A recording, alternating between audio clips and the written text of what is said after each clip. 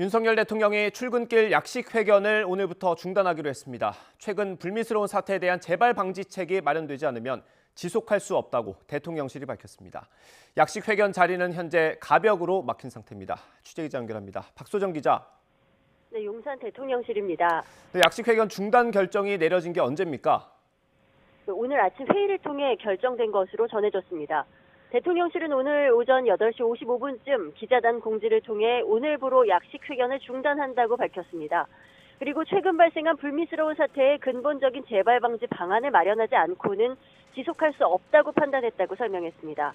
사실상 MBC 기자의 징계를 요구한 것으로 보입니다. 대통령실 관계자는 이에 대해 불미스러운 사태는 그저 설전이 아니라 퇴장하는 대통령의 뒤에다 소리치듯 질문하며 분탕질을 시도한 기자의 태도라고 주장했습니다. 대통령실은 또 약식 회견은 국민과 열린 소통을 위한 것이며 그 취지를 잘 살릴 수 있는 방안이 마련된다면 재개 여부를 검토하겠다고 덧붙였는데 지금으로는 언제 재개될지 불투명합니다. 앞서 지난 18일 윤 대통령은 출근길에 MBC 취재진의 전용기 탑승을 불허한 이유가 헌법 수호를 위한 조치였다며 MBC를 정면 비난했는데요.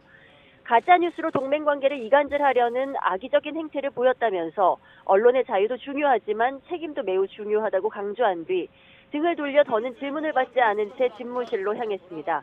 이때 MBC 기자가 무엇이 악의적이냐고 되물었고 대통령실 홍보기획 비서관이 대통령이 가시는데 왜 질문을 하느냐고 지적하면서 몇 분 동안 설전이 벌어졌습니다. 네, 현재 약식 회견을 하던 자리에는 가벽이 설치됐다고요? 네, 윤 대통령은 오늘 공개 일정 없이 비공개로 대통령실 수석 비서관 회의와 총리 주례 회동 등을 소화하는데요. 하지만 대통령실에 들어서는 모습은 볼 수 없었습니다. 전과 달리 대통령이 들어서는 통로, 그러니까 약식 회견을 하던 자리에 가벽을 설치해서 완전히 막았기 때문입니다. 설치한 건 어젠데요. 대통령실은 외교 분야 등 비공개 일정에서 협의 없이 촬영이 이뤄진 사례가 있었다며 경호상, 보안상 이유로 설치한 것이라고 밝혔습니다. 하지만 영상기자단은 당시 외신들도 와 있는 상황이었고 대통령실의 문제 제기 후에는 해당 영상을 송출도 보도도 하지 않았다고 반박했습니다. 때문에 가벽 설치 또한 MBC와의 갈등이 영향을 미친 것 아니냐는 해석이 나왔지만 대통령실은 이에 대해 직접 영향을 미친 건 아니라고 선을 그었습니다. 앞서 대통령실 관계자는 어제 브리핑에서 이번 사안 자체를 심각하게 보고 있다고 언급했는데요.